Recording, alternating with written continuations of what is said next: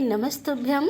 आप सभी भक्तों का आज की कथा में हार्दिक स्वागत है। भगवान भोलेनाथ और माता पार्वती की कृपा सदैव आप पर और आपके समस्त परिवार पर बनी रहे। और अब भगवान भोलेनाथ का ध्यान करके आज की पावन कथा का प्रारंभ करते हैं। सूत जी कहते हैं कि हे महापराग महामते शिव रूप सौनक, अब मैं संक्षेप से रुद्राक्ष का महात्म्य बता रहा हूँ, सुनो। रुद्राक्ष शिव को बहुत ही प्रिय है, इसे परम पावन समझना चाहिए। रुद्राक्ष के दर्शन से, स्पर्श से तथा उस पर जप करने से वह समस्त पापों का अपहरण करने वाला माना गया है। हे मुने, पूर्व काल में परमात्मा शिव ने समस्त लोगों का उपकार करने के लिए देवी पार्वती के सामने रुद्राक्ष की महिमा का वर्णन किया था। भगवान शिव बोले, हे महेश्वरी शिवे, मैं तुम्हारे प्रेम बस भक्तों के हित की कामना से रुद्राक्ष की महिमा का वर्णन करता हूँ, तुम उसे ध्यान पूर्वक सुनो। पूर्व काल की बात है कि मन को संयम में रखकर हजारों दिव्य वर्षों तक घोर तपस्या में लगा रहा। एक दिन सहसा मेरा मन शुभ हो उठा और परमेश्वरी, मैं संपूर्ण लोगों का उपकार करने वाला स्वतंत्र परमेश्वर हूँ। अतः उस समय मैंने लीलावशी अपने दोनों नेत्र खोले। खोलते ही मेरे मनोहर नेत्र पुटों से कुछ जल की बूंदें गिरी और आंसू की उन बूंदों से वहाँ रुद्राक्ष नामक वृक्ष पैदा हो गया। भक्तों पर अनुग्रह करने के लिए वे अश्वबिंदु स्थावर भाव को प्राप्त हो गए। वे रुद्राक्ष मैंने विष्णु भक्त को तथा चारों वर्णों के लोगों को बांट दिए। भूतल पर अपने प्रिय रुद्राक्ष को मैंने गौड़ देश में उत्पन्न किया। मथुरा, अयोध्या, लंका, मलची, असहा पाप समूहों का भेदन करने वाले तथा श्रुतियों के भी प्रेरक हैं। मेरी आज्ञा से वे ब्राह्मण, क्षत्रिय, वैश्य, शूद्र जाति के भेद से इस भूतल पर प्रकट हुए। रुद्राक्ष की ही जाति के सुभाष भी हैं। उन ब्राह्मण आदि जाति वाले रुद्राक्ष के वर्ण श्वेत, रक्त, पीत तथा कृष्ण जानने चाहिए। मनुष्यों को चाहिए कि वे क्रमशः वर्ण के अनुसार अपनी जाति का ही रुद्राक्ष धारण करें। भोग और मोक्ष की इच्छा रखने वाले चारों वर्णों के लोग और विशेषता शिव भक्तों को शिव पार्वती की प्रसन्नता के लिए रुद्राक्ष के फलों को अवश्य धारण करना चाहिए। आंवले के फल के बराबर जो रुद्राक्ष हो वह श्रेष्ठ बताया गया है।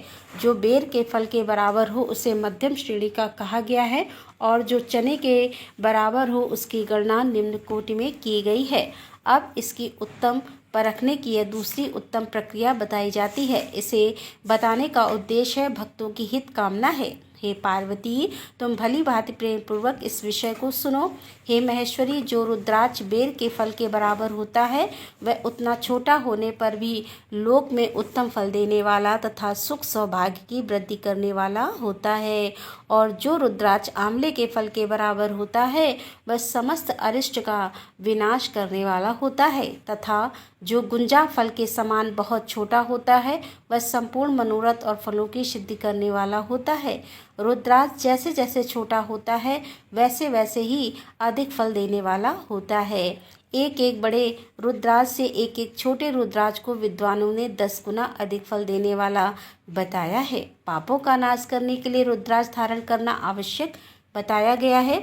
रुद्राक्ष की महिमा बताते हुए भगवान शिव कहते हैं कि वह निश्चय ही संपूर्ण अविष्ट चिंतन माला नहीं दिखाई देती है। देवी समान आकार प्रकार वाले चिकने, मजबूत, स्थूल, कंटक युक्त, उभरे हुए छोटे छोटे दाने वाले और सुंदर रुद्राक्ष अभिलषित पदार्थों के दाता तथा सदैव भोग और मोक्ष देने वाले होते हैं। और जिस रुद्राक्ष को कीड़ों ने दूषित कर दिया हो, जो टूटा फूटा हो, जिसमें उभरे हुए दाने ना हो, जो वर्ण युक्त हो तथा जो पूरा पूरा गोल ना हो, इन 5 प्रकार के रुद्राक्ष को त्याग देना चाहिए। जिस रुद्राक्ष में अपने आप ही डोरा पिरोने के योग छिद्र हो गया हो वही उत्तम माना गया है। और जिस रुद्राक्ष में मनुष्य के प्रत्न से छेद किया गया हो वह मध्यम श्रेणी का होता है। रुद्राक्ष धारण करना बड़े बड़े पातकों का नाश करने वाला माना गया है। इस जगत में 1100 रुद्राक्ष धारण करके मनुष्य जिस फल को प्राप्त करता है उसका वर्णन सैकड़ों वर्षों में भी नहीं किया जा सकता। भगवान शिव आगे कहते हैं कि भक्तिमान पुरुष 550 रुद्राक्ष के दानों का सुंदर मुकुट बना ले और उसे सिर पर धारण करे। 360 दानों का लंबे सूत्र में पिरोकर एक हार बना ले और वैसे वैसे 3 बाहर बनाकर भक्ति परायण पुरुष उनका यज्ञोपवीत तैयार करे और उसे यथास्थान धारण किए रहे।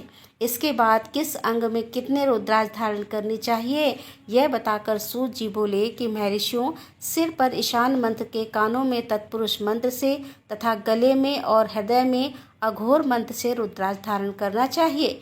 विद्वान पुरुष दोनों हाथों में अघोर बीज मंत्र से रुद्राक्ष धारण करें और उदर पर वामदेव मंत्र से 15 रुद्राक्ष द्वारा गुत्थी हुई माला धारण करें अथवा अंगों सहित प्रणव का 5 बार जप करके रुद्राक्ष की 3, 5 या 7 मालाएं धारण करें। उसके मूल मंत्र है नमः शिवाय से ही समस्त रुद्राक्ष को धारण करें। रुद्राक्षधारी पुरुष अपने खान पान में मदिरा, मांस, लहसुन, प्याज, सहजन और लिसोड़ा आदि को त्याग दे। गिरिराज नंदिनी उसमें श्वेत रुद्राक्ष केवल ब्राह्मणों को ही धारण करना चाहिए और गहरे लाल रंग का रुद्राक्ष क्षत्रियों के लिए हितकर बताया गया है। वैश्य के लिए प्रतिदिन बारंबार पीले रुद्राक्ष को धारण करना आवश्यक है और शूद्रों को काले रंग का रुद्राक्ष धारण करना चाहिए। यह वेदोक्त मार्ग है। ब्रह्मचारी, वानप्रस्थ, गृहस्थ और सन्यासी सबको नियम पूर्वक रुद्राक्ष धारण करना चाहिए। इसे धारण करने का सौभाग्य बड़े पुण्य से प्राप्त होता है। हे देव, मैं पहले आंवले के बराबर और फिर उससे भी छोटे रुद्राक्ष धारण करें, जो रोगी हो, जिनमें दाने ना हो, जिन्हें कीड़ों ने खा लिया हो और जिनमें पिरोने योग्य छेद ना हो।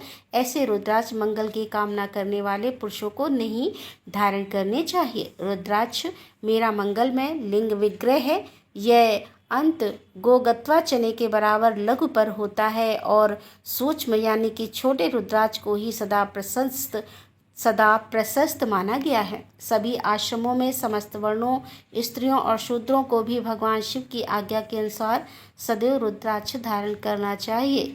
यतियों के लिए प्रणव के उच्चारण पूर्वक रुद्राक्ष धारण का विधान है, जिसके ललाट में त्रिपुंड लगा हो और सभी अंग रुद्राक्ष से विभूषित हो तथा जो मृत्युंजय मंत्र का जप कर रहा हो, उसका दर्शन करने से साक्षात रुद्र के दर्शन का फल प्राप्त होता है।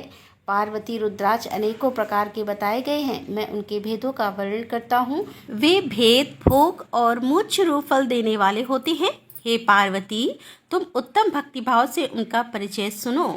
एक मुख वाला रुद्राक्ष साक्षात शिव का स्वरूप है।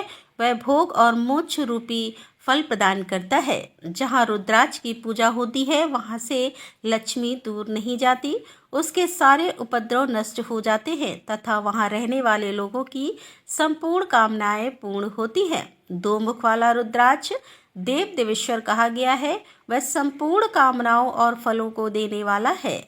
3 मुख वाला रुद्राक्ष सदा साक्षात साधन का फल देने वाला है। उसके प्रभाव से सारी विद्याएं प्रतिष्ठित होती है। 4 मुख वाला रुद्राक्ष साक्षात ब्रह्मा का रूप है। वह दर्शन और स्पर्श से शीघ्र ही धर्म, अर्थ, काम और मोक्ष इन चारों पुरुषार्थों को देने वाला है। 5 मुख वाला रुद्राक्ष साक्षात काल गाम रुद्र रूप है। वह सब कुछ करने में समर्थ है, सबको मुक्ति देने वाला तथा संपूर्ण मनोवांछित फल प्रदान करने वाला है। पंचमुख रुद्राक्ष समस्त पापों को दूर कर देता है और 6 मुखों वाला रुद्राक्ष कार्तिकेय का स्वरूप है। यदि दाहिने बाएं में उसे धारण किया जाए तो धारण करने वाला मनुष्य ब्रह्म हत्या आदि पापों से मुक्त हो जाता है। इसमें संचय नहीं है। हे महेश्वरी, 7 मुख वाला रुद्राक्ष अनंग स्वरूप और अनंग नाम से ही प्रसिद्धि है। देवेशी, उसको धारण करने से दरिद्र भी ऐश्वर्यशाली हो जाता है। 8 मुख वाला रुद्राक्ष अष्टमूर्ति भैरव रूप है। उसको धारण करने से मनुष्य पूर्णायुक्त होता है और मृत्यु के पश्चात शूलधारी शंकर को जाता है। 9 मुख वाले रुद्राक्ष को भैरव तथा कपिल मुनि का प्रतीक माना गया है अथवा 9 रूप धारण करने वाली महेश्वरी दुर्गा उसकी अधिष्ठात्री देवी मानी गई है। दुर्गा उसकी अधिष्ठात्री देवी मानी गई है। जो मनुष्य भक्ति भाव परायण हो, अपने बाएं हाथ में 9 मुख रुद्राक्ष को धारण करता है, वह निश्चय ही मेरे समान सर्वेश्वर हो जाता है। इसमें संचय नहीं है। हे महेश्वरी, 10 मुख वाला रुद्राक्ष साक्षात भगवान विष्णु का रूप है। हे देवेशी, उसको धारण करने से मनुष्य की संपूर्ण कामनाएं पूर्ण हो जाती हैं। परमेश्वरी, 11 मुख वाला जो रुद्राक्ष होता है वह रुद्र रूप है। उसको धारण करने से मनुष्य सर्वत्र विजय होता है और 12 मुख वाले रुद्राक्ष को केश प्रदेश में धारण करें। उसके धारण करने से मानव मस्तक पर 12 आदित्य विराजमान हो जाते हैं। 13 मुख वाला रुद्राक्ष विश्वदेव देवों का स्वरूप है। उसको धारण करके मनुष्य संपूर्ण अभिष्ट को पाता है तथा सौभाग्य और मंगल लाभ करता है। 14 मुख वाला जो रुद्राक्ष होता है वह परम शिव रूप है। उसे भक्ति पूर्वक मस्तक पर धारण करें, इससे समस्त पापों का नाश हो जाता है। हे गिरिराज कुमारी, इस प्रकार मुखों के भेद से रुद्राक्ष के 14 भेद बताए गए हैं। अब तुम क्रमशः उन रुद्राक्ष के धारण करने के मंत्रों को प्रसन्नता पूर्वक सुनो। पहला है ओम ह्रीम नमः, दूसरा ओम नमः, तीसरा ओम क्लीम नमः, चौथा ओम ह्रीम नमः, पांचवा ओम ह्रीम नमः, छठा ओम ह्रीम हूम नमः, सातवां है ओम ह्रूम नमः, आठवां है ओम ह्रूम नमः, नौवां है ओम ह्रीम नूम नमः, 10वां है ओम ह्रीम नमः, 11वां है ओम ह्रीम भूम नमः, 12वां है ओम क्रोम क्षौम रोम नमः और 13वां है ओम ह्रीम नमः, 14वां है ओम नमः। इन 14 मंत्रों द्वारा क्रमशः 1 से लेकर 14 मुख वाले रुद्राक्ष को धारण करने का विधान है। साधक को चाहिए कि वह निंद्रा और आलस का त्याग करके श्रद्धा भक्ति से संपन्न हो संपूर्ण मनोरथ की सिद्धि के लिए उक्त मंत्रों द्वारा उन रुद्राक्ष को धारण करे। रुद्राक्ष की माला धारण करने वाले पुरुष को देखकर भूत प्रेत पिशाची डाकनी शाकनी तथा जो अन्य द्रोह काल आदि हैं वह सबके सब दूर भाग जाते हैं। जो कृत्रिम अविचार आदि प्रयुक्त होते हैं वे सब भी रुद्राक्षधारी को देखकर संशय को दूर खिसक जाते हैं। पार्वती रुद्राक्ष माला भारी पुरुष को देखकर शिव भगवान विष्णु देवी दुर्गा गणेश सूर्य तथा अन्य देवता भी प्रसन्न हो जाते हैं। हे महेश्वरी, इस प्रकार रुद्राक्ष की महिमा को जानकर धर्म की वृद्धि के लिए भक्ति पूर्वक उक्त मंत्रों द्वारा विधिवत उसे धारण करना चाहिए। हे मुनीश्वर, भगवान शिव ने देवी पार्वती के सामने जो कुछ कहा था वह सब तुम्हारे प्रश्न के अनुसार मैंने कह सुनाया है। हे मुनिवर, मैंने तुम्हारे समक्ष इस विदेश्वर संहिता का वर्णन किया है। इस संहिता संपूर्ण सिद्धियों को देने वाली तथा भगवान शिव की आज्ञा से नित्य मोक्ष प्रदान करने वाली है। दोस्तों, अब तक आपने सुना विदेश्वर संहिता का वर्णन और अब आप सुनेंगे रुद्र संहिता। रुद्र संहिता के प्रथम अध्याय में ऋषियों के प्रश्न के उत्तर में नारद ब्रह्मा संवाद की अवतारणा करते हुए सूत जी का उन्हें नारद मोह का प्रसंग सुनाना और काम विजय के गर्व से युक्त हुए नारद का शिव ब्रह्मा तथा विष्णु के पास जाकर अपने तप का प्रभाव बताना जो विश्व की उत्पत्ति स्थिति और लय आदि के एकमात्र कारण है। गौरी गिरिराज कुमारी उमा के पति हैं, तत्वज्ञान है, जो माया के आश्रय होकर भी उससे अत्यंत दूर हैं तथा जिनका स्वरूप अचित्त है, उन विमल बोध स्वरूप भगवान शिव को मैं प्रणाम करता हूँ। मैं स्वभाव से ही उन अनादि शांत स्वरूप एकमात्र पुरुषोत्तम शिव की वंदना करता हूँ जो अपनी माया से इस संपूर्ण विश्व की सृष्टि करके आकाश की भांति इसके भीतर और बाहर भी स्थित है। जैसे लोहा चुंबक से आकृष्ट होकर उसके पास ही लटका रहता है, उसी प्रकार यह सारा जगत सदा सब ओर और जिसके आसपास ही भ्रमण करते रहते हैं। जिन्होंने अपने से ही इस प्रपंच को रचने की विधि बताई थी, जो सबके भीतर अंतर्यामी रूप से विराजमान है तथा जिनका अपना स्वरूप अत्यंत गुण है, उन भगवान शिव की मैं सादर वंदना करता हूँ। व्यास जी कहते हैं, जगत के पिता भगवान शिव जगन माया कल्याण में पार्वती तथा उनके पुत्र गणेश को नमस्कार करके हम इस पुराण का वर्णन करते हैं। एक समय की बात है कि नैमिषारण्य में निवास करने वाले शौनक आदि सभी मुनियों ने उत्तम भक्ति भाव के साथ सूत जी से पूछा। ऋषि बोले, महाभागु जी, विदेश्वर संहिता की जो साध्य साधना खंड नाम वाली शुभ एवं उत्तम कथा है उसे हम लोगों ने सुन लिया। उसका आदि भाग बहुत ही रमणीय है तथा वह शिव भक्तों पर भगवान शिव का वात्सल्य स्नेह प्रकट करने वाली है। हे विद्वान, अब आप भगवान शिव के परम उत्तम स्वरूप का वर्णन कीजिए, साथ ही शिव और पार्वती के दिव्य चरित्रों का पूर्ण रूप से श्रवण कराइए। हम पूछते हैं कि निर्गुण महेश्वर लोक में सगुण रूप कैसे धारण करते हैं।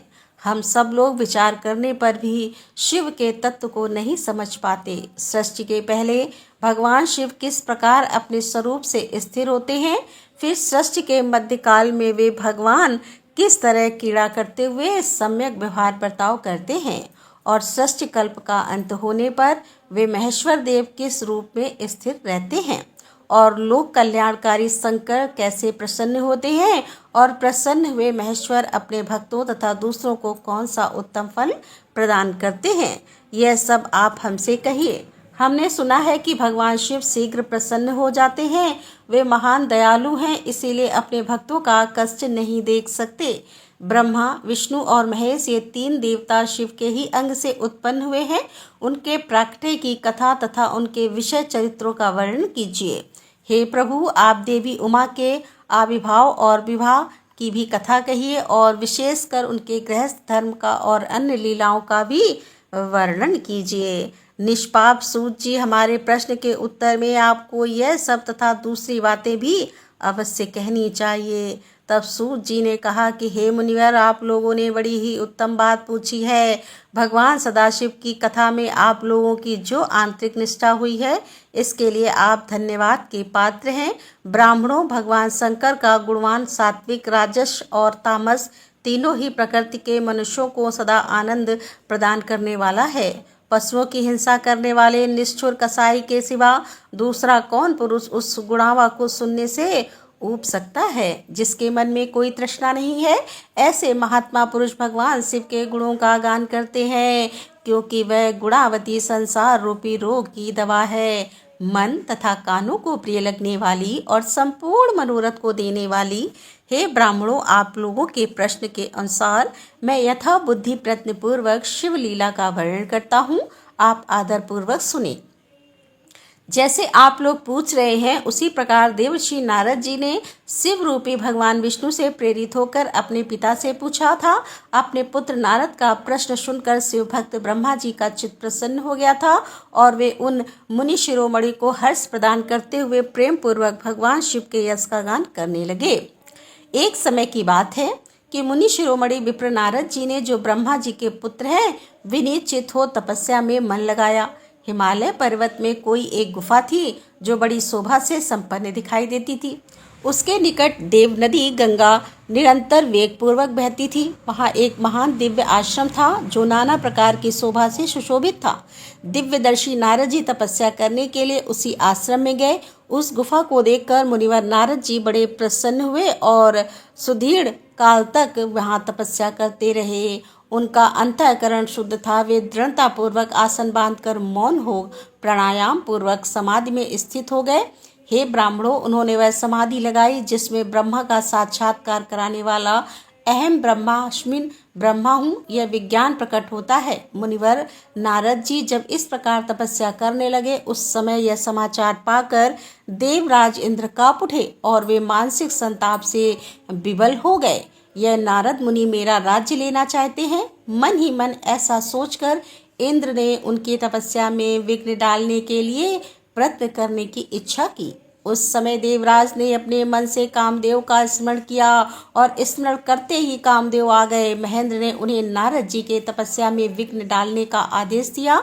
यह आज्ञा पाकर कामदेव बसंत को साथ ले बड़े गर्व से उस स्थान पर गए और उसका अपना उपाय करने लगे। उन्होंने वहां शीघ्र ही अपनी सारी कलाएं रच डाली। बसंत ने भी मदम होकर अपना प्रभाव अनेक प्रकार से प्रकट किया। मुनिवर कामदेव और बसंत के अथक प्रयत्न करने पर भी नारद मुनि के चित्त में विकार उत्पन्न नहीं हुआ। महादेव जी के अनुग्रह से उन दोनों का गर्व चूर्ण हो गया। सौनक आदि महर्षियों, ऐसा होने पर जो कारण था उसे आदर पूर्वक सुनो। महादेव जी की कृपा से ही नारद मुनि पर कामदेव का कोई प्रभाव नहीं पड़ा। पहले उसी आश्रम में कामशत्रु भगवान शिव ने उत्तम तपस्या की थी और वहीं उन्होंने मुनियों की तपस्या का नाश करने वाले कामदेव को शीघ्र ही भस्म कर डाला था। उस समय रति ने कामदेव को पुनः जीवित करने के लिए देवताओं से प्रार्थना की। तब देवताओं ने समस्त लोकों का कल्याण करने वाले भगवान शंकर के याचना की। उनकी याचना करने पर वे बोले, देवताओं, कुछ समय व्यतीत होने के बाद कामदेव जीवित हो तो जाएंगे, परंतु यहाँ उनका कोई उपाय नहीं चल सकेगा। अमरगढ़ यहाँ खड़े होकर लोग चारों ओर जितनी दूर तक की भूमि को नेत्र से देख पाते हैं वहाँ तक कामदेव के बाणों का प्रभाव नहीं चल सकेगा, इसमें संशय नहीं है। भगवान शंकर की इस उक्ति के अनुसार उस समय वहाँ नारद जी के प्रति कामदेव का निजी प्रभाव मिथ्या सिद्ध हुआ। वे शीघ्र ही स्वर्ग लोक में इंद्र के पास लौट गए। वहां कामदेव ने अपना सारा वृतांत और मुनि का प्रभाव कह सुनाया। तत्पश्चात इंद्र की आज्ञा से वे वसंत के साथ अपने स्थान को लौट गए। उस समय देवराज इंद्र को बड़ा ही विस्मय हुआ। उन्होंने नारद जी की भूरी भूरी प्रशंसा की, परंतु शिव की माया से मोहित होने के कारण वे उस पूर्व वृतांत को स्मरण ना कर सके। वास्तव में इस संसार के भीतर सभी प्राणियों के लिए शंभु की माया को जानना अत्यंत कठिन है। जिसने भगवान शिव के चरणों में अपने आप को समर्पित कर दिया, उस भक्त को छोड़कर से सारा जगत उनकी माया से मोहित हो जाता है। नारद जी भी भगवान शंकर की कृपा से वहाँ चिरकाल तक तपस्या में लगे रहे। जब उन्होंने अपनी तपस्या को पूर्ण हुई समझा, तब वे मुनि उससे विरक्त हुए और कामदेव पर मेरी विजय हुई ऐसा मानकर उस मुनिवर के मन में व्यर्थ ही गर्व हो गया। भगवान शिव की माया से मोहित होने के कारण उन्हें यथार्थ बात का ज्ञान नहीं रहा। वे यह नहीं समझ सके कि कामदेव के पराजित होने में भगवान शंकर का प्रभाव ही कारण है। उस माया से अत्यंत मोहित हो मुनि शिरोमणि नारद अपना काम विजय संबंधी वृतांत बताने के लिए तुरंत ही कैलाश पर्वत पर गए। उस समय वे विजय के मध्य में उन्मुक्त हो रहे थे। वहां रुद्रदेव को नमस्कार करके गर्व से भरे हुए मुनि ने अपने आप को महात्मा मानकर तथा अपने ही प्रभाव से कामदेव पर अपनी विजय हुई समझकर उनसे सारा वृतांत कह सुनाया।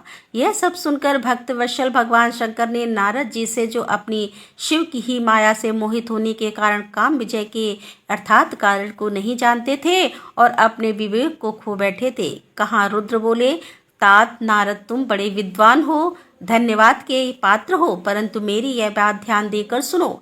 अब से फिर कभी ऐसी बात कभी भी न कहना, विशेषतः भगवान विष्णु के सामने इसकी चर्चा कदापि न करना। तुमने मुझसे अपना जो वृतांत बताया है उसे पूछने पर भी दूसरों के सामने मत कहना। यह सिद्धि संबंधी वृतांत सर्वदा गुप्त रखने योग्य है, इसे कभी किसी पर प्रकट नहीं करना चाहिए। तुम मुझे विशेष प्रिय हो, इसीलिए अधिक जोर देकर मैं तुम्हें यह शिक्षा देता हूँ और इसे ना कहने की आज्ञा देता हूँ, क्योंकि तुम भगवान विष्णु के भक्त हो और उनके भक्त होते हुए ही मेरे अत्यंत अनुगामी हो। इस प्रकार बहुत कुछ कहकर संसार की सृष्टि करने वाले भगवान रुद्र ने नारद जी को शिक्षा दी और अपने वृतांत को गुप्त रखने के लिए उन्हें समझाया बुझाया, परंतु वे तो शिव की माया से मोहित थे, इसीलिए उन्होंने दी हुई शिक्षा को अपने लिए हितकर नहीं माना। तदंतर मुनि शिरोमणि नारद ब्रह्मलोक में गए। वहां ब्रह्मा जी को नमस्कार करके उन्होंने कहा, पिताजी, मैंने अपने तपोबल से कामदेव को जीत लिया है। उनकी यह बात सुनकर ब्रह्मा जी ने भगवान शिव के चरणारविंद का चिंतन किया और सारा कारण जानकर अपने पुत्र को यह सब कहने से मना किया, परंतु नारद जी शिव की माया से मोहित थे, अतः उनके चित्त में मत का अंकुर जम गया था, उनकी बुद्धि मारी गई थी। इसीलिए नारद जी अपना सारा वृतांत भगवान विष्णु के सामने कहने के लिए वहां से शीघ्र ही विष्णु लोक में गए। नारद जी को आते हुए देखकर भगवान विष्णु बड़े आदर से उठे और शीघ्र ही आगे बढ़कर उन्होंने मुनि को हृदय से लगा लिया। मुनि के आगमन का क्या हेतु है इसका उन्हें पहले से ही पता था। नारद जी को अपने आसन पर बिठाकर भगवान शिव के चरणारविंद का चिंतन करके श्रीहरि ने उनसे पूछा। भगवान विष्णु बोले, हे तात, कहाँ से आते हो? यहाँ किस लिए तुम्हारा आगमन हुआ है? मुनि श्रेष्ठ, तुम धन्य हो, तुम्हारे शुभागमन से मैं पवित्र हो गया।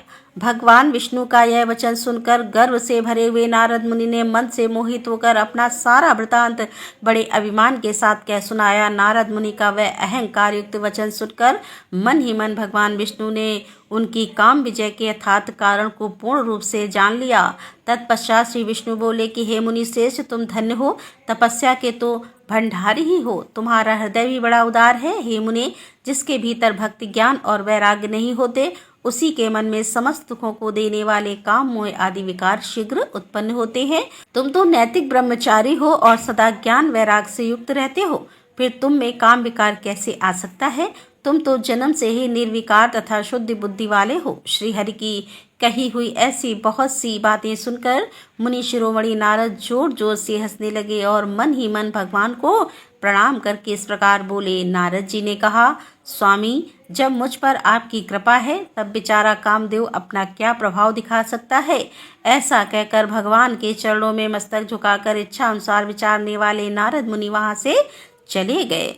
सूत जी कहते हैं, महर्षियों, जब नारद मुनि इच्छा अनुसार वहां से चले गए तब भगवान शिव की इच्छा से माया विशारद श्री हरि ने तत्काल अपनी माया प्रकट की। उन्होंने मुनि के मार्ग में एक विशाल नगर की रचना की जिसका विस्तार 100 योजन था। वह अद्भुत नगर बड़ा ही मनोहर था।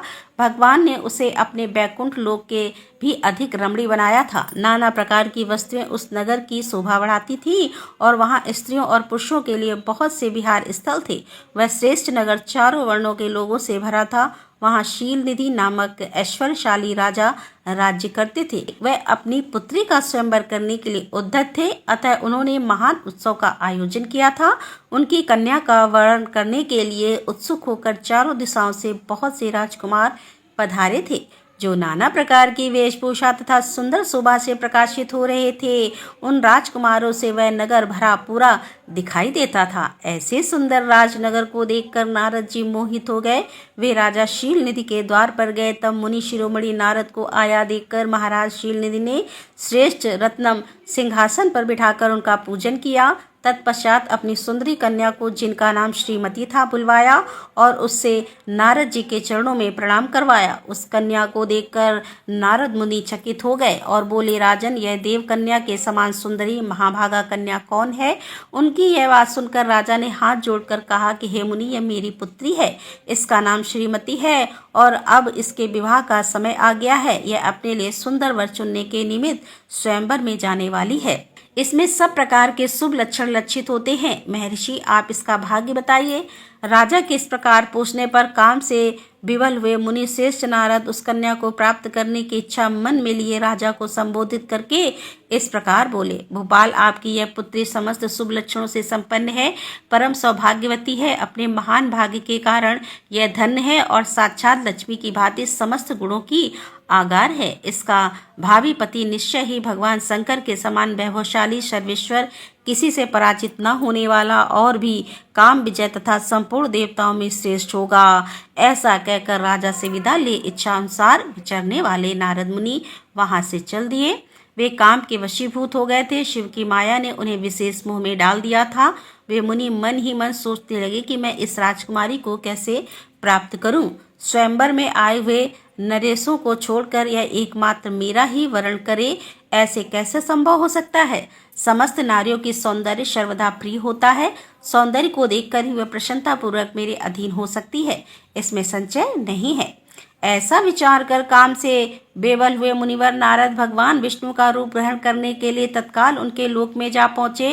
वहां भगवान विष्णु को प्रणाम करके वे इस प्रकार बोले कि हे भगवान, मैं एकांत में आपसे सारा वृतांत कहूंगा। तब बहुत अच्छा कहकर लक्ष्मीपति श्री हरि नारद जी के साथ एकांत में जा बैठे और बोले, मुने, अब आप अपनी बात कहिए। तब नारद जी ने कहा कि भगवान, आपके भक्त जो राजा शील निधि हैं, वे सदा धर्म पालन में तत्पर रहते हैं। उनकी एक विशाल लोचना कन्या है जो बहुत ही सुंदरी है। उसका नाम श्रीमती है और वह विश्व मोहिनी के रूप में विख्यात है और तीनों लोकों में सबसे अधिक सुंदरी है। हे प्रभु, आज मैं शीघ्र ही उस कन्या से विवाह करना चाहता हूँ। राजा शील निधि ने अपनी पुत्री की इच्छा से स्वयंवर रचाया है, इसीलिए चारों दिशाओं से वहां शस्त्रों राजकुमार पधारे हैं। हे नाथ, मैं आपका प्रिय सेवक हूँ, अतः आप मुझे अपना स्वरूप दे दीजिए, जिससे राजकुमारी श्रीमती निश्चय ही मुझे वर ले। सूत जी कहते हैं कि महर्षियों, नारद मुनि की ऐसी बात सुनकर भगवान मधुसूदन हंस पड़े और भगवान शंकर के प्रभाव का अनुभव करके उन दयालु प्रभु ने उन्हें इस प्रकार उत्तर दिया।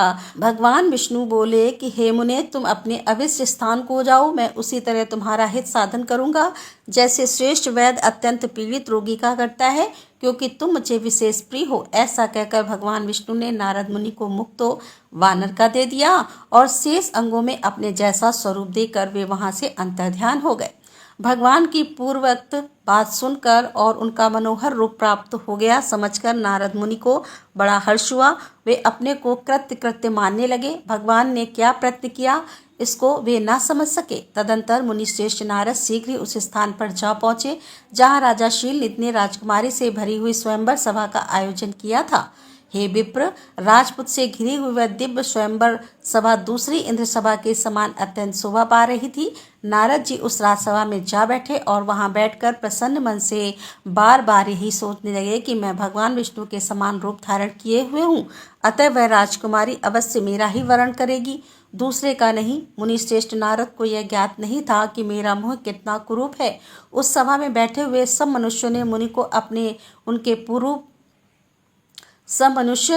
उनके पूर्व रूप में ही देखा था। राजकुमार आदि कोई भी उनके रूप परिवर्तन के रहस्य को न जान सके। वह नारद जी की रक्षा के लिए भगवान रुद्र के 2 पार्षद भी आए थे जो ब्राह्मण का रूप धारण करके गुण भाव से वहां बैठे थे। वे ही नारद जी के रूप में परिवर्तन के उत्तम भेद को जानते थे। मुनि को कामावेश से मूढ़ हुआ जान वे दोनों पार जिनके निकट गए और आपस में बातचीत करते हुए उनकी हंसी उड़ाने लगे, परंतु मुनि तो काम से विवल हो रहे थे, अतः उन्होंने उनकी यथार्थ बात भी नहीं सुनी। वे अत्यंत मोहित होकर श्रीमती को प्राप्त करने की इच्छा से उनके आगमन की प्रतीक्षा करने लगे। इसी बीच में वह सुंदरी राजकन्या स्त्रियों से घिरी हुई अंतःपुर से वहां आई। उसने अपने हाथ में सोने की एक सुंदर माला ले रखी थी। वह शुभ लक्षणा राजकुमारी स्वयंवर के मध्य भाग में लक्ष्मी के समान खड़ी हुई अपूर्व शोभा पा रही थी। उत्तम व्रत का पालन करने वाली वह भूप कन्या माला हाथ में लेकर अपने मन के अनुरूप वर का अन्वेषण करती हुई सारी सभा में भ्रमण करने लगी। नारद मुनि का भगवान विष्णु के समान शरीर और वानर जैसा मुंह देखकर वह कुपित हो गई और उनकी ओर से दृष्टि हटाकर प्रसन्न मन से दूसरी ओर चली गई। स्वयंवर सभा में अपने मन वांछित वर को ना देखकर वह भयभीत हो गई। राजकुमारी उस सभा के भीतर चुपचाप खड़ी रह गई। उसने किसी के गले में जयमाला नहीं डाली। इतने में ही राजा के समान वेशभूषा धारण किए भगवान विष्णु वहां आ पहुंचे। किन्हीं दूसरे लोगों ने उनको वहां नहीं देखा, केवल उस कन्या की ही दृष्टि उन पर पड़ी। भगवान को देखते ही उस परम सुंदरी राजकुमारी का मुख प्रसन्नता से खिल उठा। उसने तत्काल ही उनके कंठ में वह माला पहना दी। राजा का रूप धारण करने वाले भगवान विष्णु उस राजकुमारी को साथ लेकर तुरंत अदृश्य हो गए और अपने धाम जा पहुंचे। इधर सब राजकुमार श्रीमती की ओर से निराश हो गए और नारद मुनि तो काम वे से आतुर हो रहे थे, इसीलिए वे अत्यंत विफल हो उठे। तब वे दोनों विप्र रूपधारी ज्ञान विशारद रुद्रगण काम विवल नारद जी से उसी क्षण बोले। रुद्रगणों ने कहा कि हे नारद मुने, तुम व्यर्थ ही काम से मोहित हो रहे हो और सौंदर्य के बल से राजकुमारी को पाना चाहते हो। अपना वानर के समान घृणित मुँह तो देख लो। सूत जी कहते हैं कि महर्षियों, उन रुद्रगणों का यह वचन सुनकर नारद जी को बड़ा विस्मय हुआ। वे शिव की माया से मोहित थे। उन्होंने दर्पण में अपना मुंह देखा। वानर के समान अपना मुंह देखकर वे तुरंत ही क्रोध से जल उठे और माया से मोहित होने के कारण उन दोनों शिवगणों को वहां श्राप देते हुए बोले कि अरे, तुम दोनों ने मुझे ब्राह्मण का उपहास किया है, अतः तुम ब्राह्मण के वीर से उत्पन्न राक्षस हो जाओ। ब्राह्मण की संतान होने पर भी तुम्हारे आकार राक्षस के समान ही होंगे।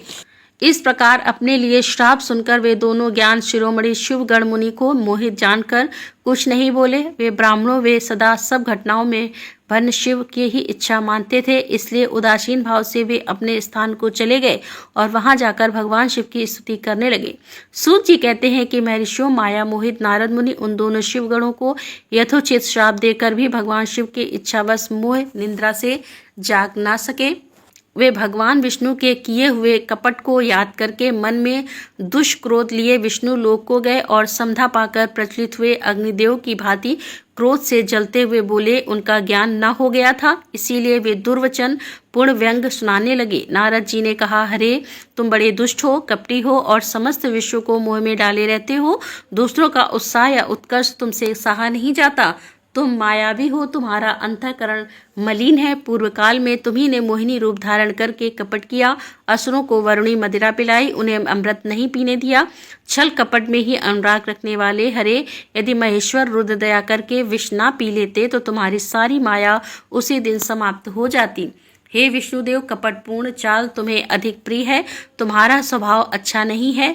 तो भी भगवान शंकर ने तुम्हें स्वतंत्र बना दिया है। तुम्हारी इस चाल ढाल को समझकर अब वे भगवान शिव भी पश्चाताप करते होंगे। अपनी वाणी रूप वेद की प्रामाणिकता स्थापित करने वाले महादेव जी ने ब्राह्मण को सर्वोपरि बताया। हरे, इस बात को जानकर आज मैं बलपूर्वक तुम्हें ऐसी सीख दूंगा जिससे तुम फिर कभी कभी कहीं भी ऐसा कर्म नहीं कर सकोगे। अब तक तुम्हें किसी शक्तिशाली या तेजस्वी पुरुष से पाला नहीं पड़ा था, इसीलिए आज तक तुम निडर बने हुए हो, परंतु विष्णु अब तुम्हें अपनी करनी का पूरा पूरा फल मिलेगा। भगवान विष्णु से ऐसा कहकर माया मोहित नारद मुनि अपने ब्रह्म तेज का प्रदर्शन करते हुए क्रोध से खिन्न हो उठे और श्राप देते हुए बोले कि विष्णु, तुमने स्त्री के लिए मुझे व्याकुल किया है, तुम इसी तरह सबको मुंह में डालते रहते हो। यह कपटपूर्ण कार्य करते हुए तुमने जिस स्वरूप से मुझे संयुक्त किया था उसी स्वरूप से तुम मनुष्य हो जाओ और स्त्री के वियोग का दुख भोगो। तुमने जिन वानरों के समान मेरा मुंह बनाया था वे ही उस समय तुम्हारे सहायक होंगे और तुम दूसरों को स्त्री विरह का दुख देने वाले हो, अतः स्वयं भी तुम्हें स्त्री के वियोग का दुख प्राप्त हो और अज्ञान से मोहित मनुष्यों के समान तुम्हारी स्थिति हो।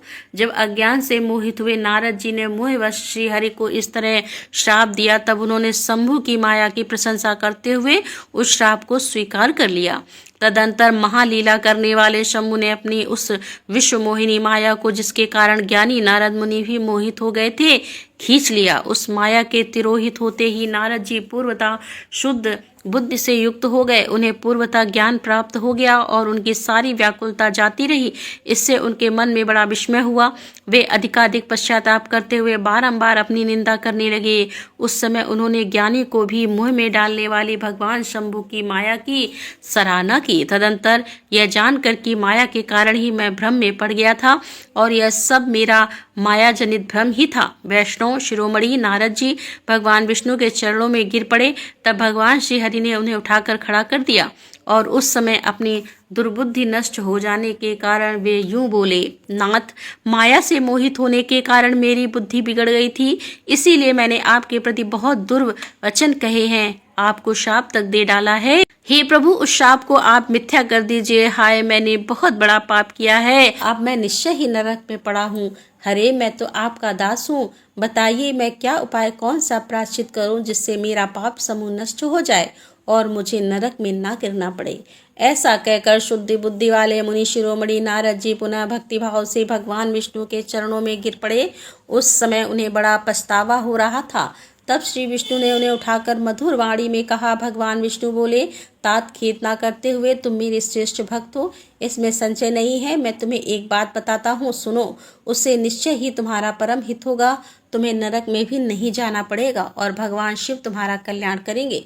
तुमने मत से मोहित होकर जो भगवान शिव की बात नहीं मानी थी, उसकी अवहेलना कर दी थी, उसी अपराध का भगवान शिव ने तुम्हें ऐसा फल दिया है, क्योंकि वे ही कर्म फल के दाता हैं।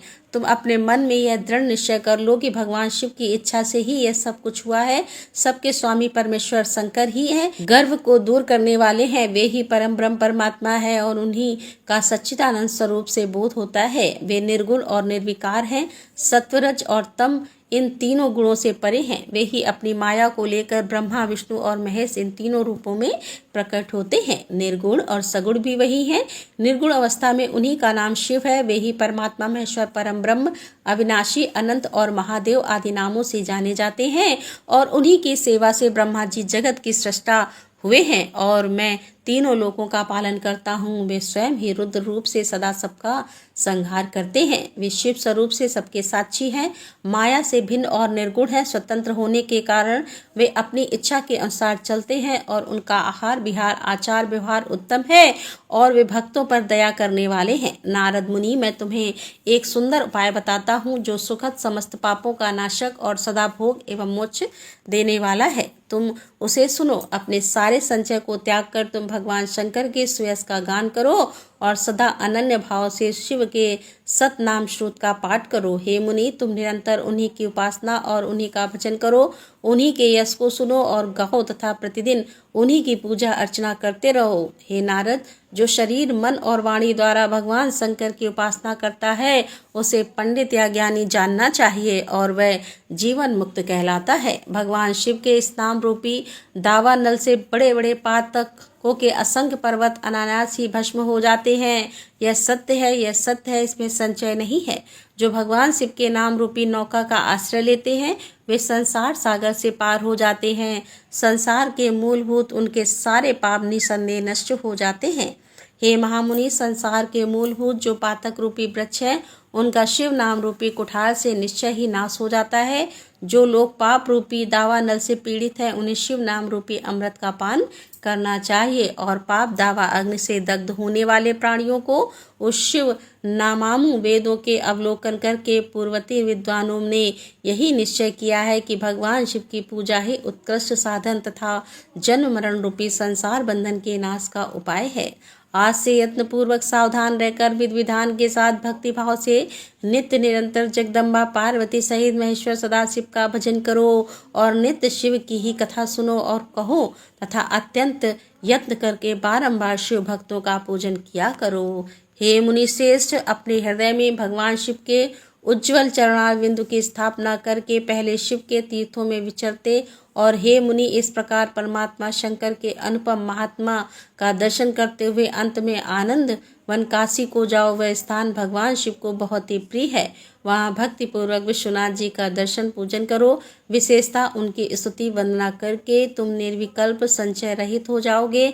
नारद जी, इसके बाद तुम्हें मेरी आज्ञा से भक्ति पूर्वक अपने मनोरंजन की सिद्धि के लिए निश्चय ही ब्रह्मलोक को जाना चाहिए और वहां अपने पिता ब्रह्मा जी की विशेष रूप से स्तुति वंदना करके तुम्हें प्रसन्नतापूर्ण हृदय से बारंबार शिव महिमा के विषय में प्रश्न करना चाहिए।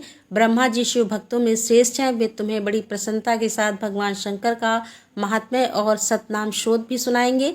हे मुनि, आज से तुम शिव आराधना में तत्पर रहने वाले शिव भक्त हो जाओ और विशेष रूप से मोक्ष के भागी बनो। भगवान शिव तुम्हारा कल्याण करेंगे। इस प्रकार प्रसन्न चित्त हुए भगवान विष्णु नारद मुनि को प्रेम पूर्वक उपदेश देकर श्री शिव का स्मरण वंदन और स्तवन करके वहां से अंतर ध्यान हो गए। सूत जी कहते हैं कि हे महर्षियों, भगवान श्री हरि के अंतर ध्यान हो जाने पर मुनि श्रेष्ठ नारद शिवलिंग का भक्ति पूर्वक दर्शन करते हुए पृथ्वी पर विचरने लगे। ब्राह्मणों के भूमंडल पर घूम फिरकर उन्होंने भोग और मोक्ष देने वाले बहुत से शिवलिंग का प्रेम पूर्वक दर्शन किया। दिव्यदर्शी नारद जी भूतल के तीर्थों में विचर रहे हैं और इस समय उनका चित्त शुद्ध है, यह जानकर वे दोनों शिवगण उनके पास गए। वे उनके दिए हुए शाप से उद्धार की इच्छा रखकर वहां गए थे।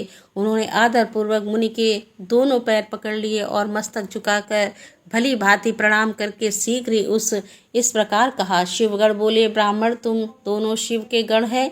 मुनि, हमने ही आपका अपराध किया है। जब राजकुमारी श्रीमती के स्वयंवर में आपका चित्त माया से मोहित हो रहा था उस समय परमेश्वर की प्रेरणा से आपने हम दोनों को श्राप दे दिया था। तब वहां पर कुछ समय जानकर हमने चुप रह जाना ही अपनी जीवन रक्षा का उपाय समझा था। इसमें किसी का कोई दोष नहीं है, हमें अपने कर्म का ही फल प्राप्त हुआ है। हे प्रभु, अब आप प्रसन्न होइए और हम दोनों पर अनुग्रह कीजिए। नारद जी ने कहा, आप दोनों महादेव जी के गण हैं और सत्पुरुष के लिए परम सम्माननीय हैं। अतः मेरे मोह रहित एवं सुखदायक यथार्थ वचन को सुनिए। पहले निश्चय ही मेरी बुद्धि भ्रष्ट हो गई थी, बिगड़ गई थी और मैं सर्वदा मोह के वशीभूत हो गया था। इसीलिए आप दोनों को मैंने श्राप दे दिया। हे शिवगणों, मैंने जो कुछ कहा है वह वैसा ही होगा, तथापि मेरी बात सुनिए। मैं आपके लिए शाप उद्धार की बात बता रहा हूँ। आप लोग आज मेरे अपराध को क्षमा कर दें। मुनिवर, विश्वा के वीर से जन्म ग्रहण करके आप संपूर्ण दिशाओं से प्रसिद्ध कुंभकर्ण रावण राक्षस राज का पद प्राप्त करोगे और बलवान वैभव से युक्त तथा परम प्रतापी होगे। समस्त ब्रह्मांड के राजा होकर शिव भक्त एवं जितेंद्री होगे और भगवान शिव के ही दूसरे स्वरूप श्री हरि विष्णु के हाथों मृत्यु पाकर फिर से अपने पद पर प्रतिष्ठित हो जाओगे।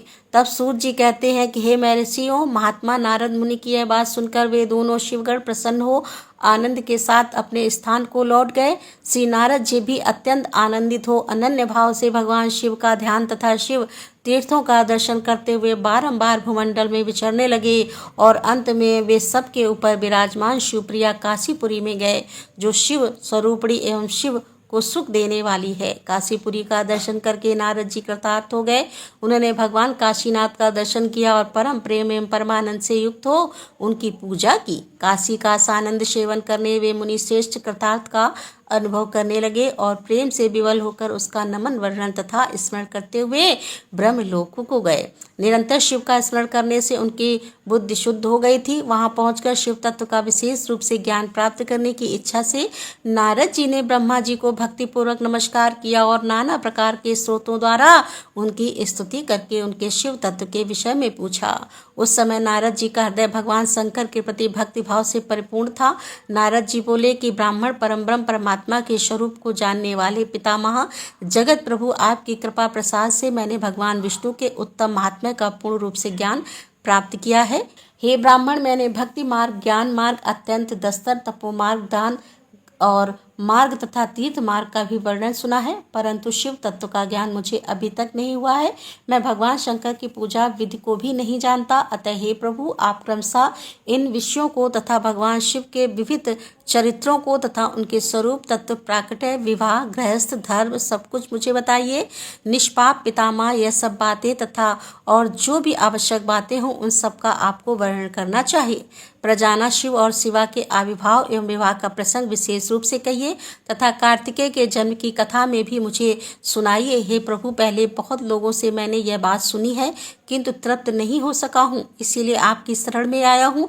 आप मुझ पर कृपा कीजिए। अपने पुत्र नारद की बात सुनकर लोक पितामह ब्रह्मा वहाँ इस प्रकार से बोले।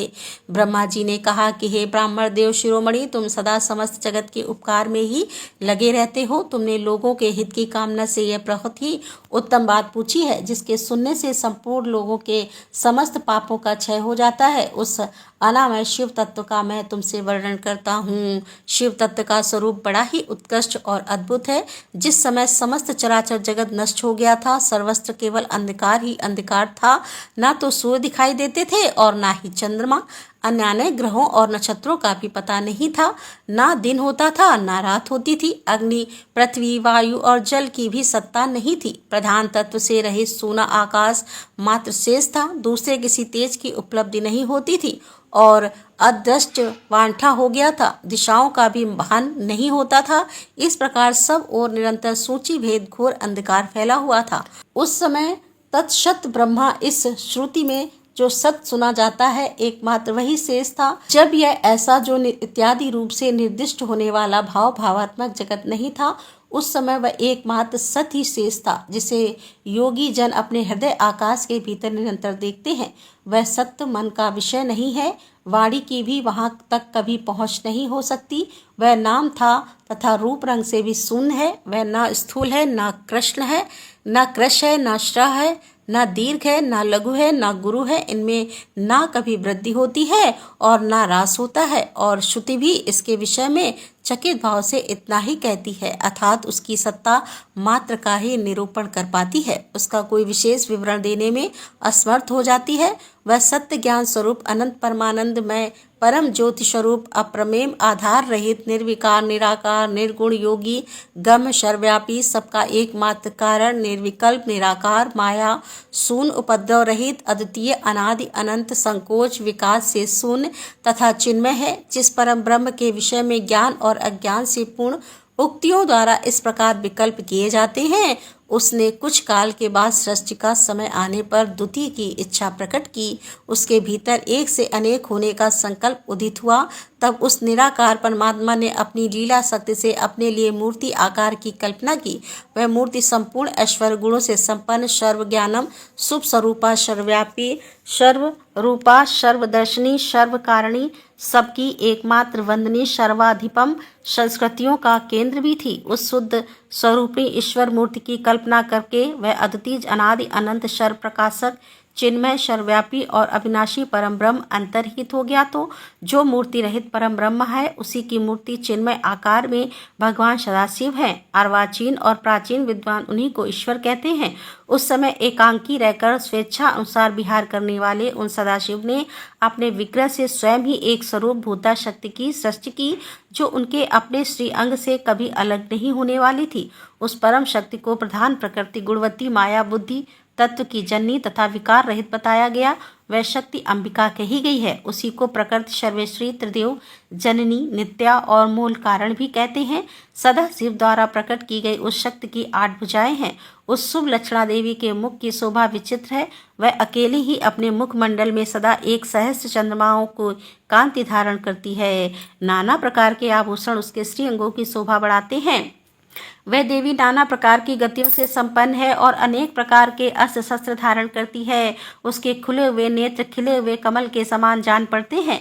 वह अचित तेज से जगमगाती हुई है। वह सबकी योनि है, सदा उद्यमशीलता है। एक आँख होने पर भी वह माया संयोग वशात अनेक हो जाती है। वे जो सदाशिव हैं उन्हें परम पुरुष ईश्वर शिव शंभु और महेश्वर कहते हैं। वे अपने मस्तक पर आकाश गंगा को धारण करते हैं। उनके भाल देश में चंद्रमा शोभा पाते हैं। उनके 5 मुख हैं और प्रत्येक मुख में 3-3 नेत्र हैं। उनका चित्त सदा प्रसन्न रहता है। वे 10 भुजाओं से युक्त और त्रिशूलधारी हैं। उनको श्री अंगों की प्रभा कपूर के समान श्वेत गौर है। वे अपने सारे अंगों में भस्म रमाए रहते हैं और उन काल रूपी ब्रह्मा ने एक ही समय शक्ति के साथ शिवलोक नामक क्षेत्र का निर्माण किया। उस उत्तम क्षेत्र को ही काशी कहते हैं। वह परम निर्माण और मोक्ष का स्थान है जो सबके ऊपर विराजमान है।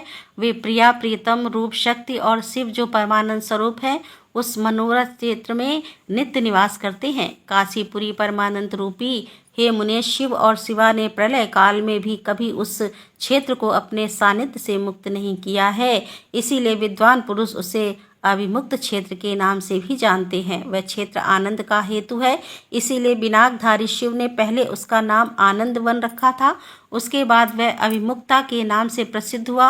वे देवर से एक समय उस आनंद वन में रमण करते हुए शिवा और शिव के मन में यह इच्छा प्रकट हुई कि किसी दूसरे पुरुष की भी सृष्टि करनी चाहिए, जिस पर यह सृष्टि संचालन का महान भार रखकर हम दोनों केवल काशी में रहकर इच्छा अनुसार विचार और निर्माण कर धारण करें। वही पुरुष हमारे अनुग्रह से सदा सबकी सृष्टि करे, पालन करे और वही अंत में सबका संहार भी करे। यह चित्त एक समुद्र के समान है। इसमें चिंता की उताल ककड़ी रत्न तमोगुण रूपी ग्रह और रजोगुण रूपी मूंगे भरे रहते हैं। इस विशाल चित्र समुद्र को संकुचित करके हम दोनों उस पुरुष के प्रसाद से आनंद कानन काशी में सुखपूर्वक निवास करेंगे। यह आनंद वन वह स्थान है जहाँ हमारी मनोवृत्ति सब ओर से सिमट कर इसी में लगी हुई है तथा जिसके बाहर का जगत चिंता से आतुर प्रतीत होता है। ऐसा निश्चय करके शक्ति संहिता सर्वव्यापी परमेश्वर शिव ने अपने वाम भाग के 10वें अंग पर अमृत मल लिया और फिर 2 वहाँ से एक पुरुष प्रकट हुआ जो तीनों लोकों में सबसे अधिक सुंदर था। वह शांत था, उसमें सत्वगुण की अधिकता थी तथा वह गंभीरता का अथाह सागर था। हे मुने, क्षमा नामक गुण से युक्त उस पुरुष के लिए ढूंढते हुए भी कहीं कोई उपाय नहीं मिलती। उसकी कांति इस नील मण के समान श्याम थी और उसके अंग अंग से दिव्य शोभा छिड़क रही थी और नेत्र प्रफुल्ल कमल के समान शोभा पा रहे थे। श्री अंगों पर स्वर्ण की सी कांति वाले 2 सुंदर रेशमी पीताम्बर शोभा दे रहे थे। किसी से भी पराजित न होने वाला वह वीर पुरुष अपने प्रचंड भुजदंड से सुशोभित हो रहा था। तदंतर उस पुरुष ने परमेश्वर शिव को प्रणाम करके कहा, स्वामी, मेरे नाम निश्चित कीजिए और मेरे काम बताइए। उस पुरुष की यह बात सुनकर महेश्वर भगवान शंकर हंसते हुए मेघ के समान गंभीर वाणी में उससे बोले। शिव जी ने कहा, हे वत्स, व्यापक होने के कारण तुम्हारा विष्णु नाम विख्यात हुआ। इसके सिवा और भी बहुत से नाम होंगे जो भक्तों को सुख देने वाले होंगे। तुम सुस्थिर उत्तम तप करो क्योंकि वही समस्त कार्यों का साधन है। ऐसा कहकर भगवान शिव ने श्वास मार्ग से श्री हरि विष्णु को वेदों का ज्ञान प्रदान किया। तदंतर अपनी महिमा से कभी ना होने वाले श्री हरि भगवान शिव को प्रणाम करके बड़ी भारी तपस्या करने लगे और शक्ति सहित परमेश्वर शिव भी पार्षद गणों के साथ वहां से अदृश्य हो गए। भगवान विष्णु ने सुदीर्घ काल तक बड़ी कठोर तपस्या की। उस तपस्या के परिश्रम से युक्त भगवान विष्णु के अंगों से नाना प्रकार की जल धाराएं निकलने लगी। यह सब भगवान शिव की माया से ही संभव हुआ। हे महामुनि, उस जल से सारा सना आकाश व्याप्त हो गया। वह ब्रह्म रूप जल अपने स्पर्श मात्र से सब पापों का नाश करने वाला सिद्ध हुआ। उस समय थके हुए परम पुरुष विष्णु ने स्वयं उस जल में शयन किया। वे दीर्घ काल तक बड़ी प्रसन्नता के साथ उसमें रहे। नार अर्थात जल में शयन करने के कारण ही उनका नाम नारायण यह श्रुति सम्मान नाम प्रसिद्ध हुआ। उस समय उन परम पुरुष नारायण के सिवा दूसरी कोई प्राकृत वस्तु नहीं थी। उसके बाद ही उन महात्मा नारायण देव से यथासंभव सभी तत्व प्रकट हुए। वे महामते विद्य में उन तत्वों की उत्पत्ति का प्रकार बता रहा हूँ, ध्यानपूर्वक सुनो। प्रकृति से मैं तत्व प्रकट हुआ और मैं तत्व से तीनों गुण, इन तीनों गुणों के भेद से ही त्रिविध अहंकार की उत्पत्ति हुई। अहंकार से 5 तन मात्राएं हुई और उन तन मात्राओं से 5 भूत प्रकट हुए। उसी समय ज्ञानेंद्रियों और कामेंद्रियों का भी प्रादुर्भाव हुआ। हे मुनि श्रेष्ठ, इस प्रकार मैंने तुम्हें तत्वों की संख्या बताई है। इसमें से पुरुष को छोड़कर शेष सारे तत्व प्रकृति से प्रकट हुए हैं, इसीलिए सब के सब जड़ हैं। तत्वों की संख्या 24 है। उस समय एकाकार हुए 24 तत्वों को ग्रहण करके वे परम पुरुष नारायण भगवान शिव की इच्छा से ब्रह्म रूप जल में सो गए। ओम नमः शिवाय। श्री शिवाय नमस्तुभ्यम। दोस्तों, आज की कथा का यहीं पर समापन करती हूँ और मिलती हूँ कल की कथा में।